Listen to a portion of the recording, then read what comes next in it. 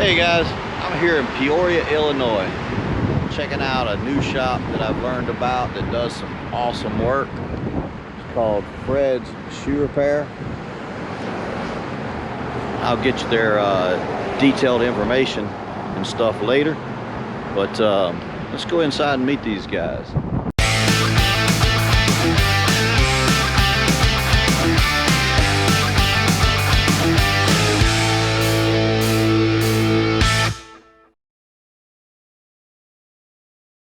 Alright, so as I mentioned before, I came in here to Fred's Shoe Repair in Peoria, Illinois.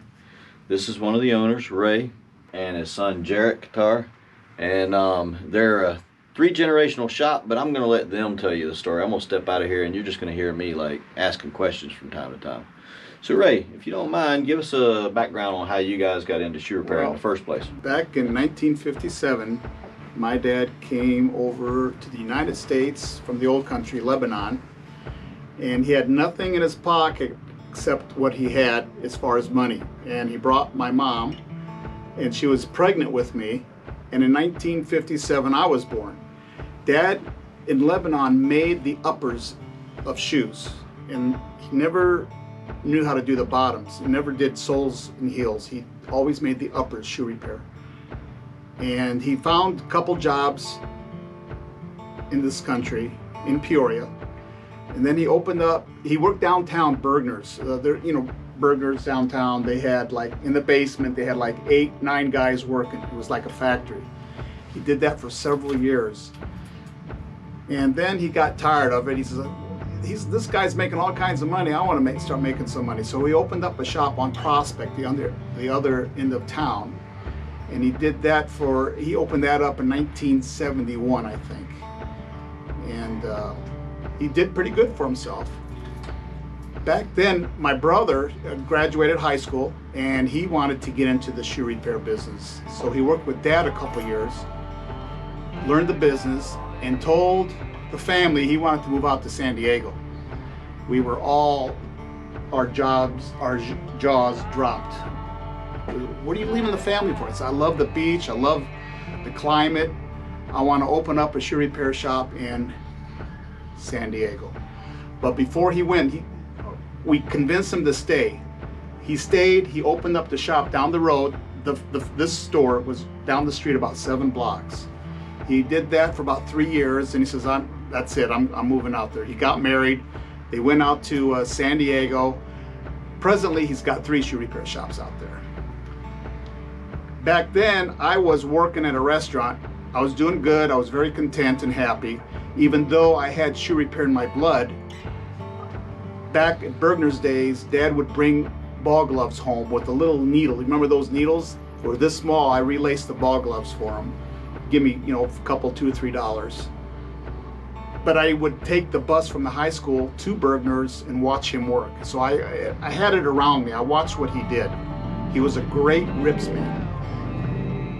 So my brother goes out to San Diego. He talked me into leaving the restaurant business and opening up the shop on right down the street. So the rest is pretty much history. I got in it. My brother's out in San Diego. As Dad got older, he ended up closing his shop. He joined forces with me down the street. And then when my son Jarrett was born, my dad subliminally always told him, this is what we work hard for. It's for the family. This is your business. He trying to convince my son, this is what you're going to do when you grow up. You're going to run a shoe repair shop. And my son just took it and, okay, whatever. Can I go out and play now? So as my son graduated high school, he went to college, was going to become an engineer. And then my son came to me one day, says, Dad, I'm just going to work at the shop. Because Jarrett would come in and shine shoes, sweep, talk to customers, this and that. I never gave him heavy duty work, soles or heels or whatever. He just, I wanted to feel him out. I never pressured him into getting into the business. He decided himself. He said, I'm not going to college anymore. I want to work the shop. So he started coming in and he quit going to college. So now he's working his 40, 50, 60 hour work weeks. And now that I'm getting older, he's going to be taking over one day. And I tell my customers, I took what my dad taught me and I took it to the next level. Now, what Jarrett has done, what we've taught him, he's taken it to even a higher level, which is some of the things he does is over my head. I said, just do what you got to do. And here, Jarrett, he's doing a phenomenal job, so here he is. Well, thanks. Yeah, I've just been having a lot of fun, really getting into the actual craft of shoe repair. You know, I kind of taking what my grandfather has kind of taught me over the years and really expanded on that. You go back and see a lot of the projects that he's done in his past, and just his little intricate work that he did is really fascinating to me. So I'd like to, you know, carry on with the business, and I'm having a good time doing it.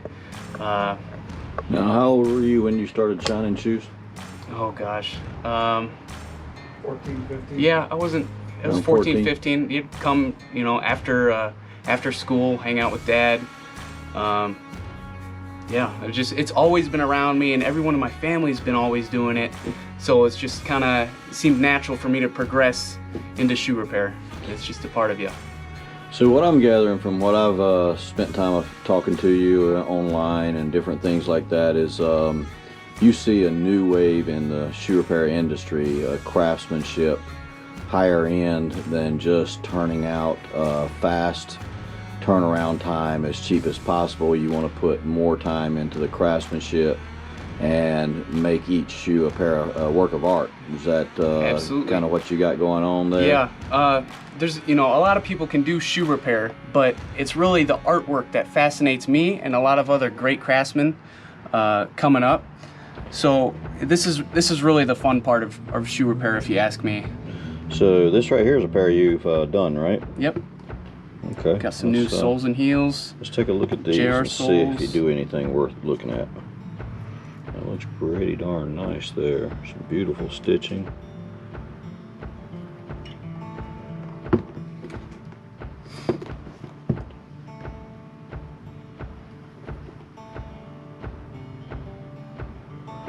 Beautiful edging.